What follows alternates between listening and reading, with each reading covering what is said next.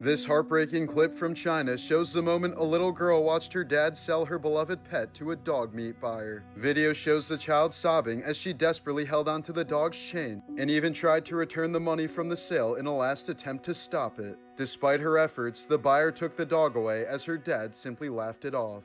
In some parts of China, dogs have been historically sold into the dog meat trade, though the practice has become increasingly controversial and less common in recent years. The footage quickly went viral across Chinese social media, with many viewers expressing outrage and sympathy for the young girl.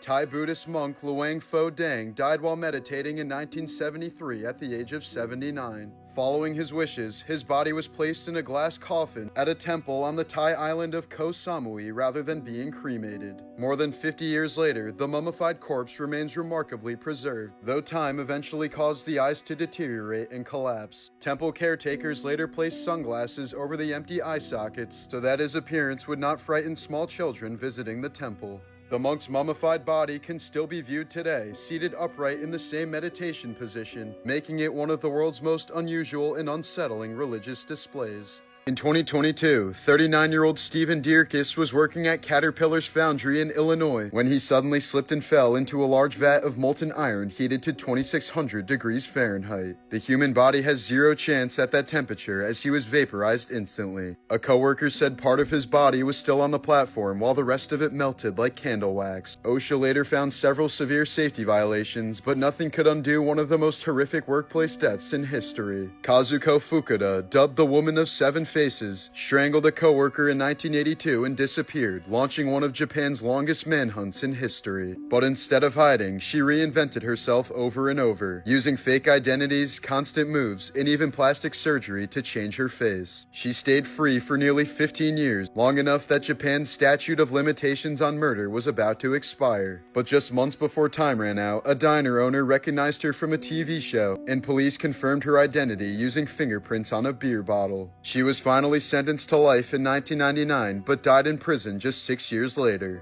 This might be the most awful case I've ever covered, especially since it happened just 30 minutes from where I live. In July of 2007, the quiet town of Cheshire, Connecticut was rocked by one of the most disturbing home invasions in U.S. history, when two men followed Jennifer Hawk Pettit and her 11-year-old daughter Michaela home from the grocery store and returned that night to break into the family's house. Dr. William Pettit was savagely beaten with a baseball bat and tied up in the basement, while Jennifer and her daughters Michaela and 17-year-old Haley were bound upstairs and held captive for hours while the intruders roamed freely throughout the home. At dawn, Jennifer was forced to withdraw $15,000 from a bank, quietly alerting a teller that her family was being held hostage, but police who surrounded the home decided to wait rather than storm the house. Inside, the terror escalated. Jennifer was killed, Michaela was left tied to her bed after being subject to unthinkable abuse, and gasoline was poured throughout the home, on the floors, on furniture, and even on the girls themselves before the intruders set the house on fire. Jennifer's body was discovered on the first floor, while Haley and Michaela, still bound, died of smoke inhalation as flames consumed their rooms. Against all odds, William managed to escape barefoot and bloodied through the basement, crawling to a neighbor's yard as the only survivor of the family. The two attackers crashed the family's SUV while fleeing and were arrested immediately, later sentenced to death for one of the most infamous crimes in Connecticut history. Sentences eventually reduced to life after the state abolished capital punishment. Adding to the horror, one of the killers later tried to deflect blame by calling William a coward and suggesting his failure to act was the real reason why his wife and daughters died. In 1993, 16-year-old Marie Robard seemed like the perfect student, quiet, polite, straight A's, and deeply trusted by her single father, Stephen. They lived alone together, and friends said she appeared mature and responsible, even helping to care for him. But beneath the surface, Marie was quietly angry about one thing: a custody ruling that forced her to live with her dad instead of her mother. She grew more distant over time, secretly obsessing over how to change her situation. Then one night, her father suddenly collapsed in excruciating pain and died just hours later. Doctors believed it was a heart attack, and Marie played the role of a heartbroken daughter so well that nobody suspected a thing. Life moved on. Over a year passed before a friend came forward with a chilling confession. Marie had stolen barium acetate from her school's chemistry lab and mixed it into her dad's refried beans, calmly poisoning him just so she could live somewhere else. Investigators exhumed the body, confirmed the toxin, and charged her with murder. She was charged as an adult, convicted, and sentenced to 28 years in prison, but in a shocking twist, twist, the honor student killer was paroled after just 7 years, walking free before she even turned 30. They thought she was just a sweet, innocent grandma, but behind her front door was pure horror. In the 1980s, California woman Dorothea Puente used her Sacramento boarding house as a hunting ground for the vulnerable. She took in the elderly, the homeless, alcoholics, and people with mental illness, those with monthly government checks and no family to worry about them. Once they trusted her, she allegedly drugged them with heavy sedatives, suffocated them in their sleep, and buried them in her backyard like garbage. Tenants began mysteriously disappearing, but Puente kept cashing their social security payments and forging signatures as if they were still alive. Neighbors complained of a foul stench and constant digging in her yard, but police believed her every time she claimed the tenants had simply moved out. In 1988, police finally searched her property and dug up body after body, unearthing 7 decomposing corpses hidden in shallow graves. Even then, Puente was so calm and grandmotherly that officers let her step outside to get coffee, and she fled the state. After a nationwide manhunt, she was caught and eventually linked to at least 9 murders, though many believe the real number was far higher.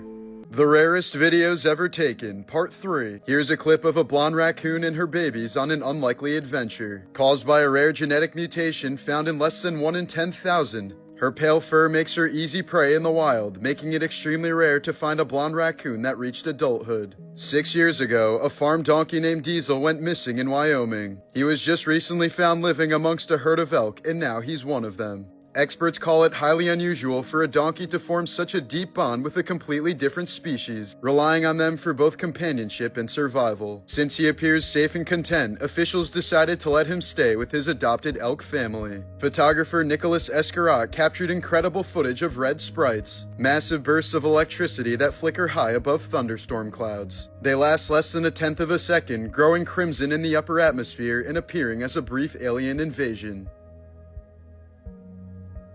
In 1930, engineers pulled off one of the strangest construction feats in U.S. history, rotating an entire 22 million pound building while people were still working inside. The Indiana Bell Telephone Building in Indianapolis was turned 90 degrees over a month, inching along at just 15 inches per hour. Nearly 600 employees continued answering phones as the 8-story structure quietly pivoted on hydraulic jacks. Gas, water, and electricity all stayed connected, and not a single day of service was lost. Dolphins love interacting with pregnant women because they communicate using ultrasound. Not only can they hear the mother's heartbeat, but also the baby's, and they find this very fascinating. For more than 20 years, a dolphin named Polaris Jack regularly guided ships through treacherous waters until his disappearance in 1912. A man from Argentina posted this photo of a giant mosquito called a galley nipper that his mother killed in her home. While its bite can be very painful, it's not nearly as dangerous as the smaller mosquito, which can transmit yellow fever and Zika virus. Naka Cave in Thailand closely resembles a giant petrified snake.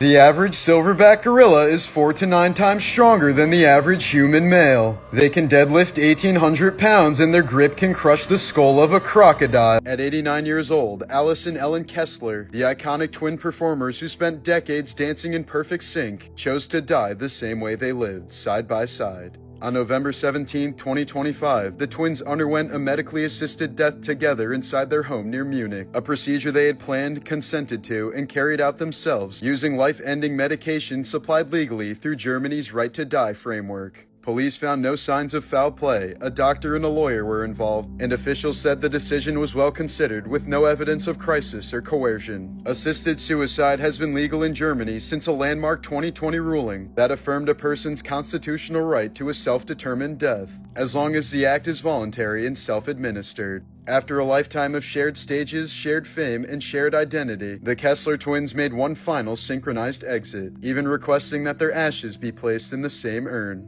During the 2020 COVID-19 lockdown in New Hampshire, a family was forced to say goodbye to their dying father through a window as nurses in full protective gear stood inside his room. Unable to be with him in his final moments due to strict isolation rules, the nurses held up handwritten signs reading, "He is at peace and we are so sorry," showing how the pandemic separated families even at the most dire moments. In August of 1994 in Oakville, Washington, residents reported a translucent, gelatinous substance falling from the sky, during multiple rainstorms over several weeks, coating cars, roads, and buildings. Many locals claim they developed flu-like symptoms afterward, and samples of the material were sent for laboratory testing, though results were inconsistent and never confirmed a clear origin. Various explanations were proposed, including atmospheric phenomena and waste from passing aircraft, but none were definitively proven, and the incident remains unexplained. In 2004, the British reality show There's Something About Miriam flew 6 men to Ibiza to compete for £10,000 in the affection of 21-year-old Mexican model Miriam Rivera. Throughout filming, the contestants were never told that Miriam was transgender. In the finale, after one man was chosen as the winner, Miriam revealed the truth on camera. The reaction was immediate. Several contestants later sued the production company, claiming emotional distress and deception. The case was ultimately settled out of court for an undisclosed amount, reportedly around £500,000 split among the contestants. Years later, in 2019, Miriam Rivera was found dead inside an apartment in Mexico at age 38. The death was officially ruled a suicide, though some of Miriam's family disputed the conclusion and believed there may have been other much darker circumstances surrounding it. After his mother's death in 1989, actor Michael Caine discovered a family secret she'd hidden for over half a century. He had an older half-brother named David who'd spent his entire life confined to a psychiatric hospital. His mother had given birth to David long before marrying Michael's father, but when the boy developed severe epilepsy and was institutionalized as a teen, she told everyone she was just visiting a cousin each week, never revealing the truth even to her own sons. Caine only learned of David's existence when he was in his 50s, realizing that while he was building a life of fame and fortune, his brother was wasting away in a mental asylum and died completely forgotten. Just a century ago, a Down syndrome diagnosis was a death sentence, as parents were often told not to get too attached. In the early 1900s, the average life expectancy was barely 12 years. Most children died from infections or heart defects long before adulthood, often abandoned in mental hospitals and forgotten by their families. Even by the 1980s, very few people with Down syndrome lived past 25. But today, medicine and compassion have finally caught up. Thanks to modern care and advancements in heart surgery, people with Down syndrome now live well into their 60s and beyond. Proof that what was once a tragedy of neglect is now a story of survival. He didn't want to die alone, so in 2003, 56-year-old Kim Dae-han did the unthinkable. After suffering a stroke and sinking into despair, he carried containers of flammable liquid onto a crowded South Korean subway train and lit them on fire. Within minutes, the underground station was an inferno, one train engulfed in flames, another trapped behind sealed doors as the smoke choked hundreds of passengers. By the time rescuers gained control, 192 passengers were dead, and hundreds more were injured in South Korea's worst disaster in peacetime history. Kim, badly burned but alive, ended up fleeing the scene, only to be captured, sentenced to life, and die alone in prison the following year. This was the real-life Mean Girls, only instead of high school drama, it ended in unspeakable horror. When 12-year-old Shanda Scherer opened her front door one January night in 1992, she had no idea she was walking into one of the most horrific murder plots in Indiana history. Shortly after Shanda moved into town, classmate Melinda Loveless, jealous over Shanda's relationship with Loveless's ex-girlfriend, lured Shanda from her home under false pretenses with the help of 3 female accomplices. At a remote site called the Witch's Castle, they stripped, beat, and stabbed Shanda several times, inflicting painful but non-fatal wounds. Shanda, still alive, was forced into a car trunk and endured hours of torture, including burns from a cigarette lighter and a brutal sexual assault with a tire tool, causing severe physical trauma. The next morning, the group doused the conscious but weakened girl with gasoline and set her on fire, as she eventually died from thermal injuries and smoke inhalation. Her charred body was found in a field later that day, and the 4 perpetrators were arrested after one of the accomplices boasted to peers. Perhaps the most disturbing part of this entire case is that as of October of 2025, all of the perpetrators are now free, including the ringleader Melinda Loveless, who was released on parole in 2019. This was the final photo taken of newlyweds Samantha Miller and Eric Hutchinson as they left their Folly Beach wedding in April of 2023. Moments later, their golf cart was struck by drunk driver Jamie Komorowski, who was going nearly 3 times the speed limit. Samantha, still in her wedding dress, was killed instantly, while Eric survived with devastating injuries. The following year, Eric reached an $863,000 settlement with the bars that overserved the driver, while Komorowski was sentenced to 25 years in prison for causing the awful incident. In 1981, 6-year-old Adam Walsh vanished from a Sears in Hollywood, Florida, and 2 weeks later his severed head was discovered in a canal while the rest of his body was never found. The gruesome case went unsolved for decades until police officially named drifter and serial killer Otis Toole as the murderer in 2006, though he had already died in prison. Adam's father, John Walsh, later turned the tragedy into a movement for child protection, co-founding the National Center for Missing and Exploited Children and later launching America's Most Wanted, which has helped bring hundreds of cases to justice over the years.